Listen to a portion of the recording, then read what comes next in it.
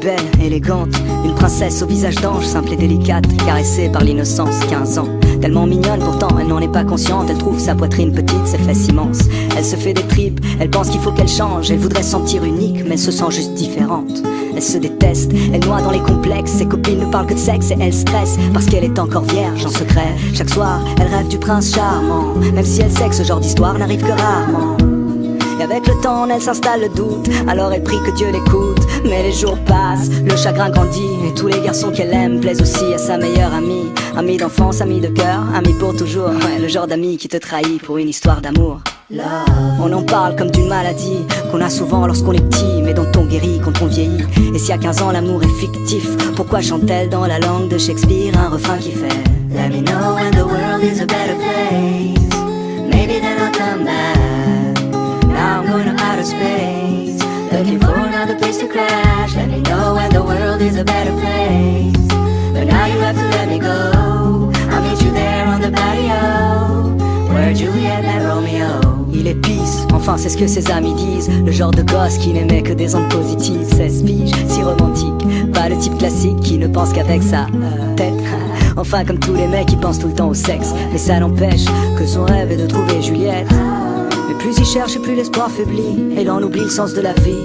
Il maudit l'époque, il trouve les filles trop agressives. Souvent ça le bloque, lui qui rêve d'une fille timide. Il le sait que c'est stupide et qu'il est trop difficile, d'aucune fille n'arrive à la cheville de celle qu'il s'imagine. Roméo, Roméo, devant l'ordi et ses jeux vidéo, jusqu'au bout de la nuit à faire le tri de tous ses idéaux. Et dehors, une voix distante lui chante Let me know when the world is a better place, maybe then I'll come back. Now I'm going to outer space, looking for another place to crash. Let me know when the world is a better place, but now you have to let me go. I'll meet you there on the patio, where Juliet kissed Romeo. Elle était seule ce soir-là, il la voit de loin. Elle a le cœur qui bat à 1000 à l'heure, mais fait semblant de rien.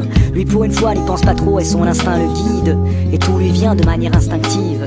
Il s'approche d'elle, salut, ça va? Elle lui sourit, et voilà, c'est aussi simple que ça.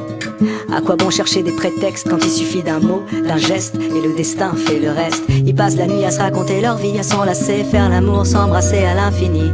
Finally, les deux se sentent vivre, elles écrivent un nouveau chapitre du livre. Juliette et Roméo, Roméo et Juliette, sans fin tragique, une histoire si parfaite. Le genre d'histoire qui aujourd'hui n'existe pas, car ici-bas, souvent, ça finit comme ça.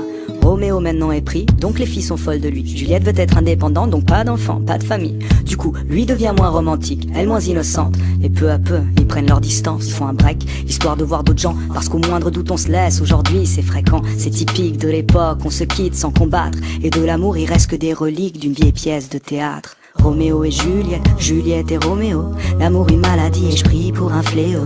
D'ici là je m'en vais loin d'ici, peut-être que sur une autre planète ils ont compris le sens de la vie.